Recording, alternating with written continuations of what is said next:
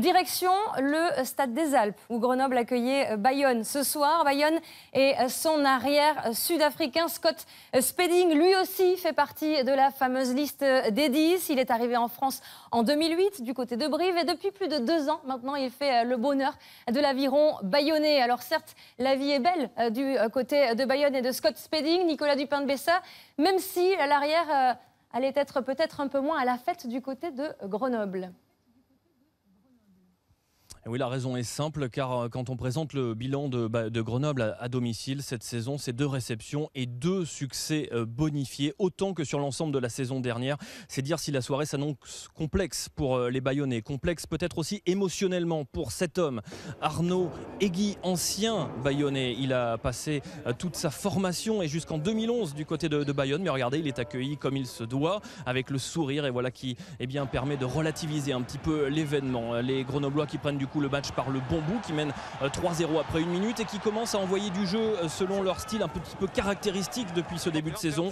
On balaye la largeur et on retrouve des cellules d'avant un petit peu partout, avec Alexandre qui trouve à l'extérieur Chouara, le crochet intérieur sur Bustos Moyano, il élimine un défenseur, nouveau crochet intérieur sur O'Connor, et voilà l'essai du pilier droit Richard Chouara après seulement 5 minutes plus une pénalité de Wisniewski. Ça fait 13-0. Regardez l'action de ce pilier droit, un pilier droit aux jambes de feu.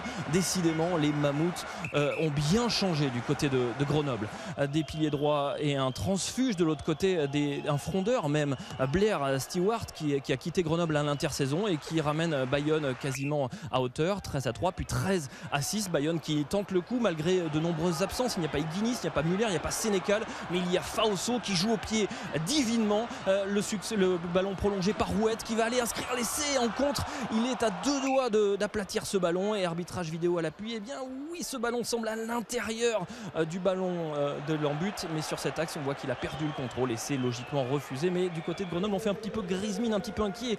Ces visages angéliques ne ramènent pas forcément le sourire. Alors du coup on va dans le vestiaire, et qu'est-ce qui se passe dans le vestiaire? Eh bien c'est un petit peu grosse fatigue à la mi-temps, énorme coup de chaud sur le Stade des Alpes. On récupère comme l'on peut et on essaie de retrouver dans la tempête un petit peu le cap. C'est un petit peu un discours présidentiel de Charles MacLeod. À l'instant il faut retrouver du jus autour de Chouara qui inscrit le premier essai. Arnaud Egui lui a l'air bien fatigué après une première période où il a fallu batailler. Il n'y a que 13-6 et le début de deuxième période, il est plutôt à l'avantage des Bayonnais, avec un ancien Grenoblois, Marvin O'Connor, qui met les cannes et qui dépose quasiment toute la défense de Grenoble sur la première action. On est à la 41e minute et on se crée une occasion de scorer, et Blair Stewart ne la manque pas. 13-9, 43e minute. Bayonne est revenu, Bayonne est dans le coup et Bayonne est un trouble fait.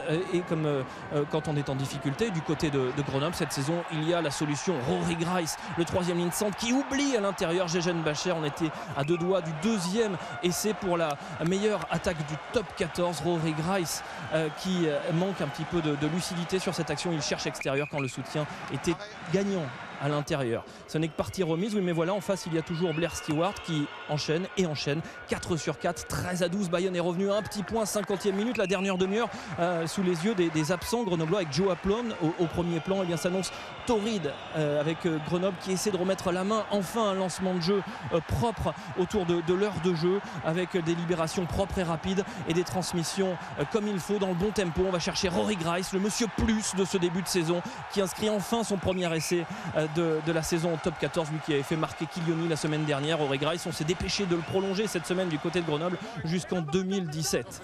On donne de la voix du côté de Bayonne, car il y a un bonus défensif à aller chercher, mais tous les ballons dans cette fin de match ils sont plutôt grenoblois, avec Nigel Hunt qui traverse la défense, qui va déposer Marvin O'Connor, le soutien à l'extérieur. Il s'en coupe avec le bon repli défensif de Scott Spedding, peut-être futur international, et Rory Grice qui commet un en avant, qui n'est pas encore le Superman que l'on croit du côté de Grenoble. Une nouvelle occasion, on est dans les 5 dernières minutes, et lors de ces 3 derniers matchs, eh bien Grenoble a inscrit un essai dans ces dernières minutes, peut-être l'essai du bonus. Ratini qui a prolongé intérieur avec l'essai de MacLeod. Oui, regardez le visage de Ratini, il sait qu'il a commis un en avant. L'essai sera fort logiquement refusé et on en reste là. Ça fait 24 pour Grenoble et 15 pour Bayonne. Un succès sans bonus à domicile, une fois n'est pas coutume, avant la réception du Racing. Et du côté de Bayonne, on fait l'union sacrée autour de Scott Spedding avant la réception de Toulouse. La semaine s'annonce studieuse mais peut-être compliquée.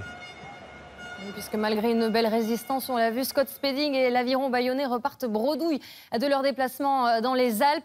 Mais l'arrière sud-africain garde le sourire. C'est vrai que son nom, annoncé dans cette liste des joueurs visés par les sélectionneurs du 15 de France, lui a donné du baume au cœur. Le rêve bleu de Scott Spedding au micro de Romain Magellan.